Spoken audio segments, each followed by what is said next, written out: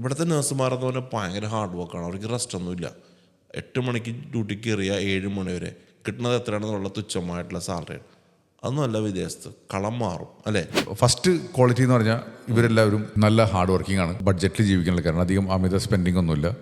Immediate ആയിട്ട് കഴിച്ചാൽ അവിടെ ലോൺ എടുത്ത് ഒരു വീട് വാങ്ങാന്നുള്ളതാണ്. ഇത് പലരും ഒരു ട്രാപ്പും കൂടിയാണ്. കാരണം 30 വർഷത്തേക്ക് ലോണാണ്. അപ്പോൾ ശരിക്കും പറഞ്ഞാൽ അതൊരു കൃത്യമായിട്ട് നോക്കുകയാണെങ്കിൽ അതിനേക്കാളും നന്നായിട്ട് നമുക്ക് ചെയ്യാം. ഒരു വീട് എടുത്തിട്ട് അതിൽ കുറച്ചും കൂടി നന്നായിട്ടൊക്കെ ഇൻവെസ്റ്റ്മെൻറ്റ് ചെയ്യാനുള്ള ഓപ്ഷൻ ഉണ്ട്. പിന്നെ അതിൽ വേറൊരു ഡേഞ്ചർ എന്ന് വെച്ചാൽ ചില ആൾക്കാർ UK അല്ലെങ്കിൽ ന്യൂസിലാൻഡിൽ അല്ലെങ്കിൽ അയർലാൻഡിലേക്ക് പോകുമ്പോൾ നമുക്ക് പലപ്പോഴും കാണുന്ന ഒരു വിഷയം വെച്ചാൽ മിക്ക ആൾക്കാരും അവിടെ സെറ്റിലാവും. അപ്പോൾ ആദ്യം ഒന്ന് മനസ്സിലാക്കുക അവനവൻ്റെ ഇൻകം എത്രയാണ്, ബാധ്യതകൾ എത്രയാണ്, എത്ര രൂപ തിരിച്ചടയ്ക്കാനുണ്ട്, അതേമാതിരി എത്ര രൂപ സേവ് ചെയ്യാൻ പറ്റും.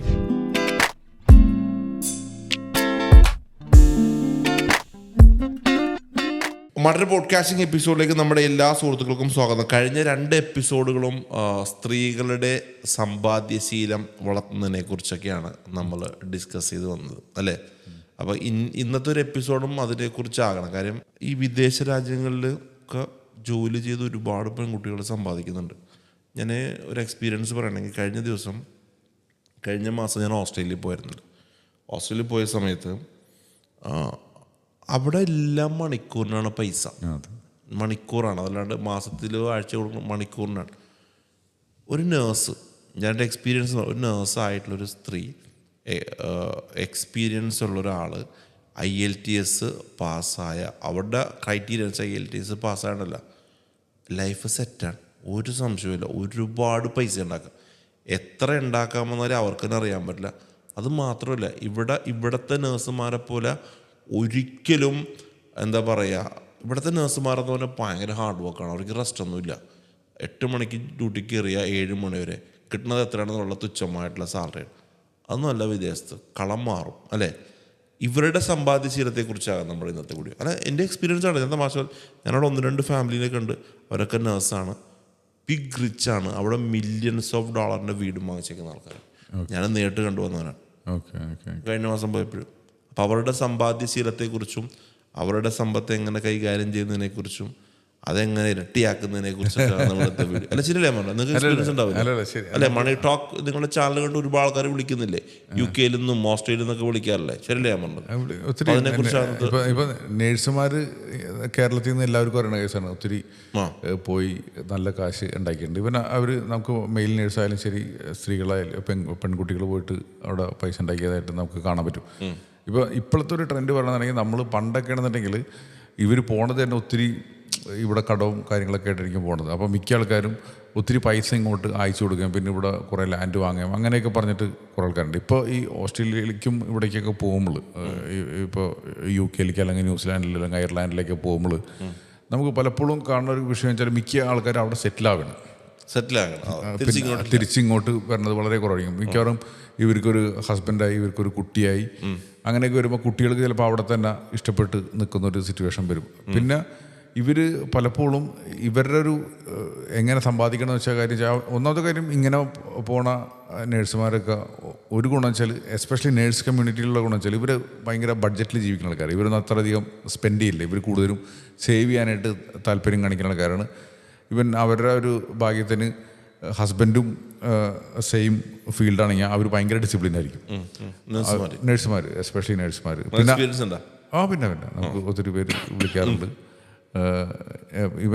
എൻ്റെ സിസ്റ്ററും ബ്രദറിൻലോ നേഴ്സുമാരാണ്. അവർ UK അവരും നന്നായിട്ട് ചെയ്യണം. പിന്നെ അവരുടെ ഫ്രണ്ട്സ് സർക്കിൾ, പിന്നെ നമുക്കും ഒത്തിരി ആളുകൾ നമ്മളെ വിളിക്കാറുണ്ട്, അവരുടെ കാര്യങ്ങളൊക്കെ ചെയ്യാറുണ്ട്. അപ്പോൾ അതിൽ 1-2 കാര്യങ്ങളുള്ള വെച്ചാൽ, ഇവർ ഫസ്റ്റ് ക്വാളിറ്റി എന്ന് പറഞ്ഞാൽ ഇവരെല്ലാവരും നല്ല ഹാർഡ് വർക്കിംഗ് ആണ്.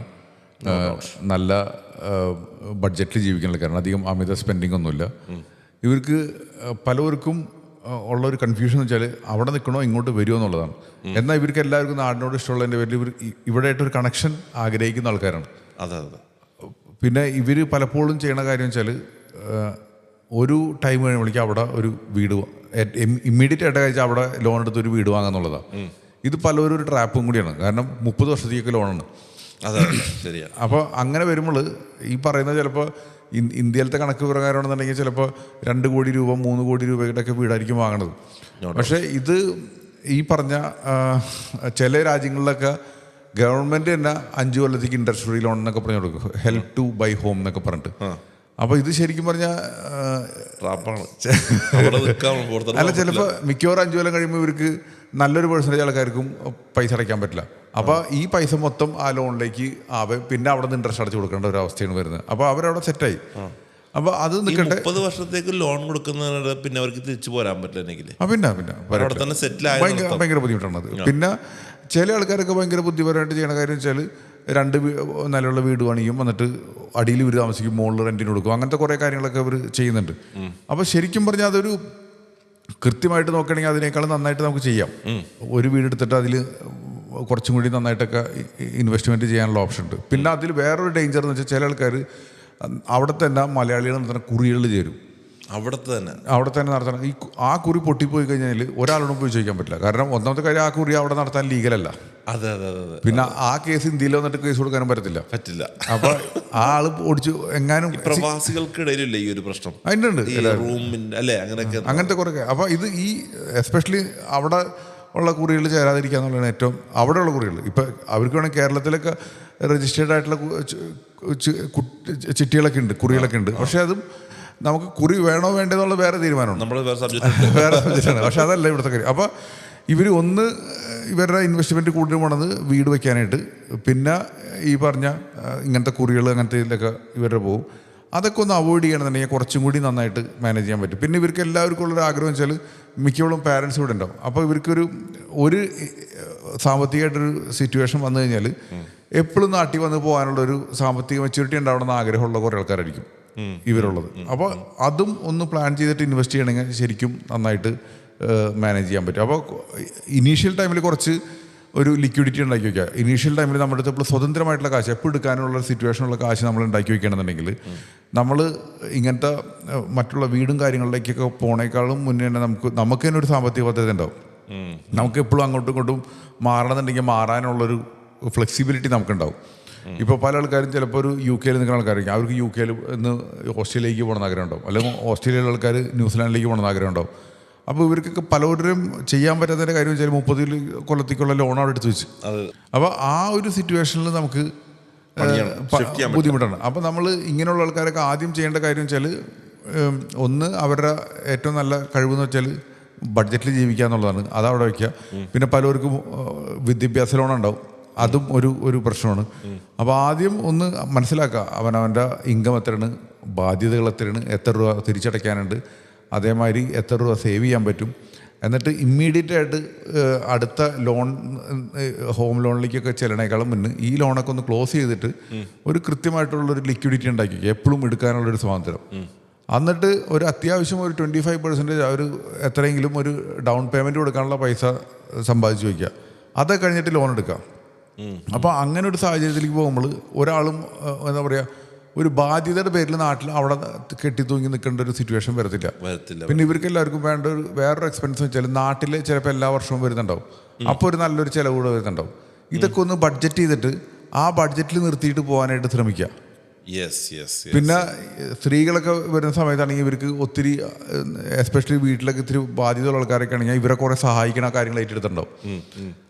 അപ്പോൾ അതൊക്കെ ഒന്ന് ആദ്യം അവനവൻ്റെ കാര്യം ഒന്ന് ഭദ്രമാക്കിയിട്ട് മറ്റുള്ളവരെ സഹായിക്കണം ഡെഫിനറ്റ്ലി. കാരണം എസ്പെഷ്യലി നമ്മുടെ നാട്ടിലൊക്കെ ഇങ്ങനെ നേഴ്സുമാരൊക്കെ പോയി അങ്ങനെയൊക്കെയാണ് ഓരോ കുടുംബങ്ങളും രക്ഷപ്പെട്ടിട്ടുള്ളത്. പക്ഷേ അവനവൻ്റെ കാര്യം കൂടി ഒന്ന് നോക്കിയിട്ട് മറ്റുള്ളവരെയും കൂടി ഒന്ന് നോക്കണമെന്നുണ്ടെങ്കിൽ നല്ലതാണ്. ഇപ്പോൾ ഇവർക്കൊക്കെ ഇന്ത്യയിലൊക്കെ കൃത്യമായിട്ട് ഇപ്പോൾ NRE അക്കൗണ്ട് കൃത്യമായിട്ടുണ്ടെങ്കിൽ നന്നായിട്ട് ഇൻവെസ്റ്റ്മെൻറ്റുകളൊക്കെ അവർക്ക് ചെയ്യാനും പറ്റും. അത് എപ്പോഴും അങ്ങോട്ട് കൊണ്ടുപോകാനുള്ള സ്വാതന്ത്ര്യമുണ്ട്, ഇവിടെയും ഉപയോഗിക്കാനുള്ള സ്വാതന്ത്ര്യമുണ്ട്, ടാക്സ് എഫിഷ്യൻ്റ് ആണ്. അങ്ങനെയൊക്കെ ചെയ്യാനുള്ള ഒത്തിരി ഓപ്ഷൻസ് നമുക്കുണ്ട്. അത് മാനേജ് ചെയ്യാന്നുള്ളിടത്താണ്. പിന്നെ അല്ല, ഞാൻ ഇതിനകത്തെ ഇപ്പം ഞാൻ ഓസ്ട്രേലിയയിൽ പോയപ്പോഴുണ്ടല്ലോ അല്ലെങ്കിൽ ഞാൻ ഒരുപാട് വീടുകളിൽ പോയി. നമ്മുടെ സുഹൃത്തിൻ്റെതായിട്ടുള്ള ഫ്രണ്ട്സ് ആൻഡ് റിലേറ്റീവ്സിന് ഒരുപാട് വീടുകളിൽ പോയി.